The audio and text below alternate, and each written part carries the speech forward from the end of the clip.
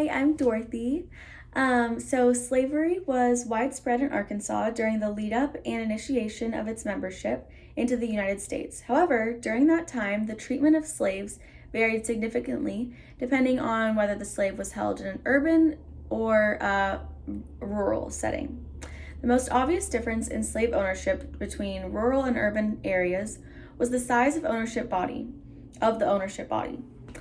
Most slave owners generally, but especially in urban areas, owned only a few. The largest numbers of enslaved workers worked on the properties of large plantation owners in the rural lowlands of Arkansas. Because of this disparity, life as a rural slave differed greatly from the life of an urban one. Rural slaves in Arkansas mostly picked and processed cotton on small to medium-sized plantations. Plantation sizes in Arkansas remained mostly modest in comparison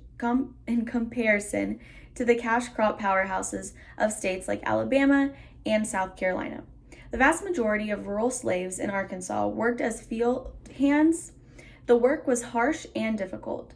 Field hands worked from sunrise to sunset every day except Sunday. Slaves spent most of their dedicated time to cotton cultivation. Plowing fields, planting crops, and other cotton farming related duties were done most of the time. When the fields did not require cultivation, other household and farm duties were performed. During these periods, the life of a rural slave was much more similar to the life of an urban one. According to Kelly Jones in the lecture titled Opportunity on the Edge of the South, Slaves in the Wilds of Arkansas, something that slaves benefited from in rural areas was uncultivated space. Uncultivated space is the forested areas or brush in the woods. They used the space for religious meetings, sharing information with other slaves, and anything else forbidden by slave owners. This was a stark contrast to their urban counterparts who had little ability to meet discreetly. Urban slavery varied greatly from rural slavery. Slaves in towns and cities often had more autonomy than rural slaves. Slaves in towns would go to the market to buy food for the meals and perform various other city-based errands. An example of an urban slave home was Robert Brownlee's house in 1848 to 1852. He built the house for his brother James and his wife Isabel. He had 2 slaves. One slave, Tabby, took care of the house and the outhouse buildings.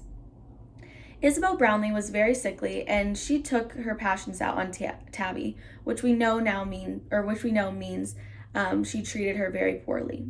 Tabby lived in an outhouse where the kitchen was, and where she was responsible for doing all of the work, cooking all of the meals, tending the garden, and likely any work done in the smokehouse. Ladies typically worked alongside their slaves depending on the work needed to be done, such as polishing silver or cooking. So we know that Isabel probably helped out with those things. Slaves in towns had more autonomy than slaves in plantations. Ultimately, slaves in Arkansas, whether from a city or a countryside, experienced a hardship known only by other slaves in the South. Despite their differences, both groups lived a life we could hardly imagine today. Thank you.